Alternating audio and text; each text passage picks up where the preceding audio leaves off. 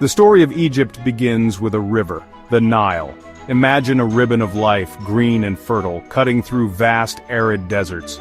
For thousands of years, this mighty river was the heart of Egypt. Its predictable annual floods brought rich black silt, perfect for farming.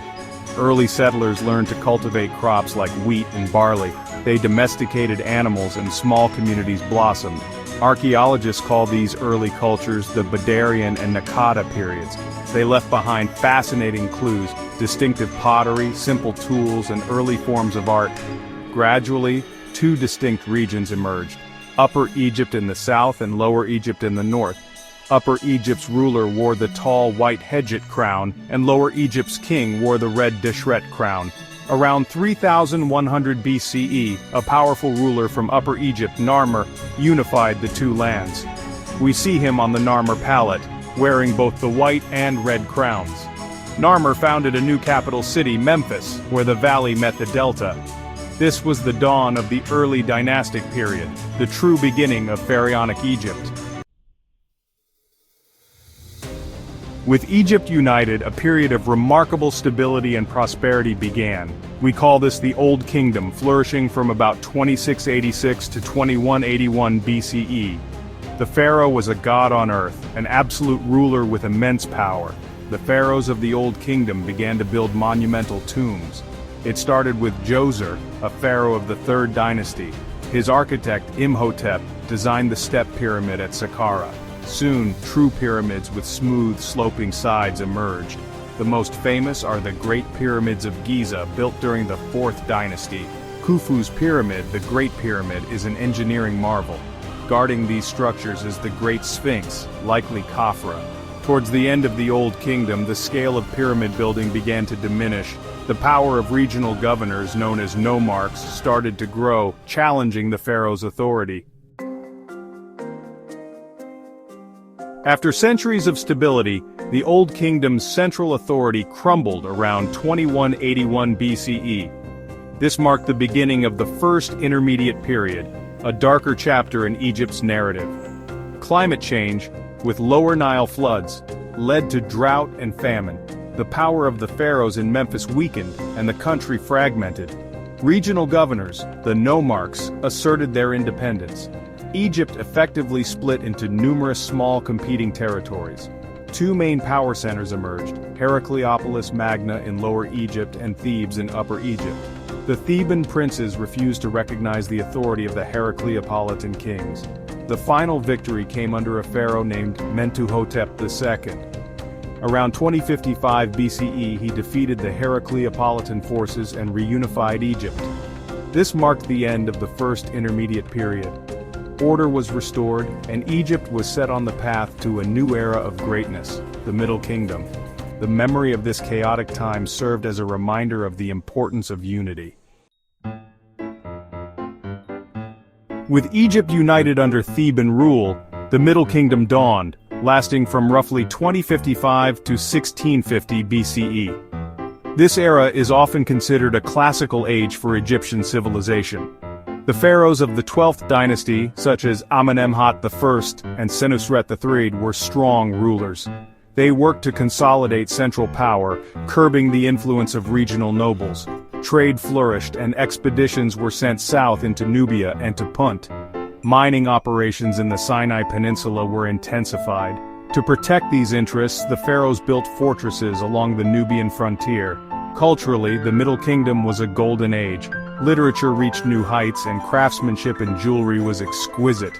Religious beliefs evolved, with texts like the coffin texts becoming more common. The pharaohs invested heavily in public works, particularly in the Fayum oasis. Despite its successes, the Middle Kingdom eventually faced internal weaknesses. This paved the way for another period of disruption. The stability of the Middle Kingdom began to fray. A succession of weaker pharaohs in the 13th dynasty struggled to maintain control. People from Western Asia, known as the Hyksos, settled in the eastern Nile Delta. Around 1650 BCE, the Hyksos leaders seized control of Lower Egypt. They established their capital at Avaris in the eastern delta. The Hyksos introduced new military technologies, including the horse-drawn war chariot. Despite Hyksos' dominance in the north, Egyptian rule persisted in Upper Egypt. Thebes became the center of native Egyptian resistance. The Theban princes of the 17th dynasty refused to submit to Hyksos rule.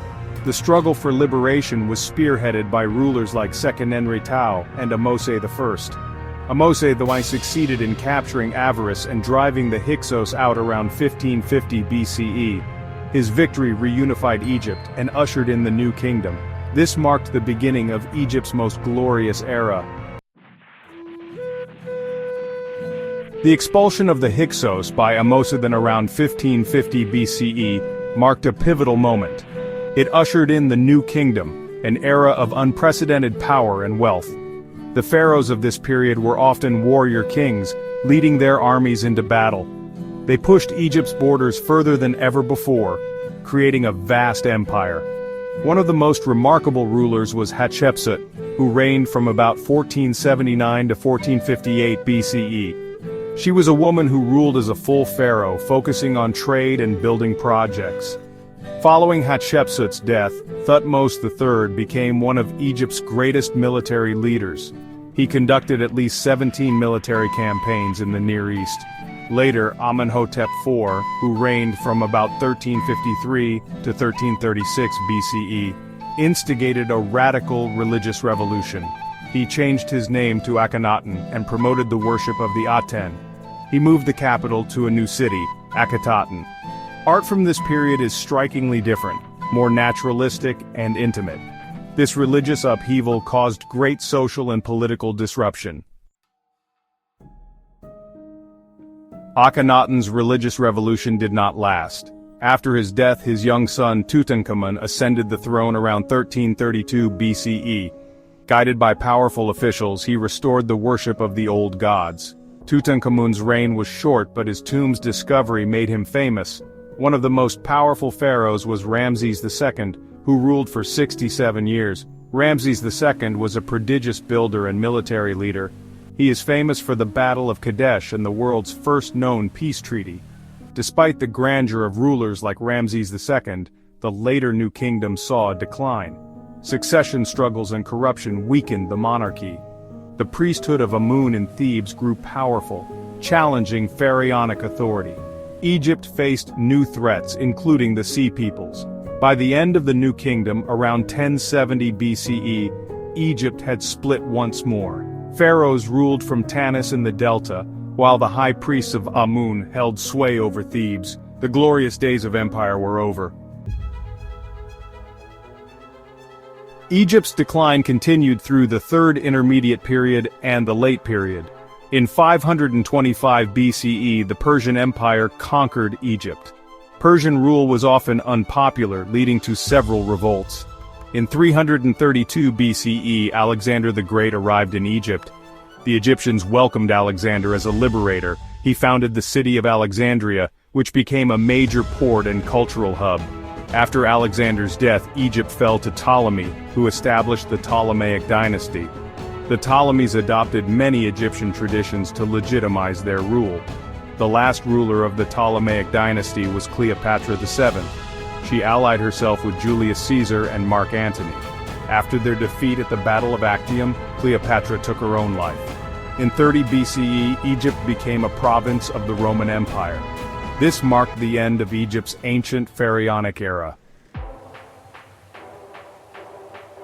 Roman rule lasted for centuries, with Egypt as the breadbasket of the empire. Christianity spread widely, leading to the development of the Coptic Orthodox Church.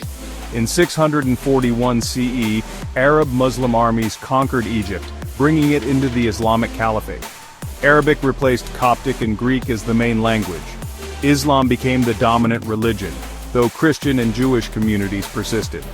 Cairo was founded in 969 CE by the Fatimids. Egypt became a vital province in successive Islamic empires. The Mamluks ruled from 1250 to 1517, renowned for their military prowess. In 1517, Egypt was conquered by the Ottoman Turks. Napoleon's invasion in 1798 opened Egypt to European influence. Muhammad Ali Pasha modernized Egypt in the early 19th century. The Suez Canal, opened in 1869, increased Egypt's strategic importance. Egypt gained nominal independence in 1922, with full independence after the 1952 revolution. Today, Cairo is a bustling megacity, a testament to Egypt's layered history. Thank you for watching. Don't forget to subscribe to our channel and visit our website for more information on Egypt's rich history.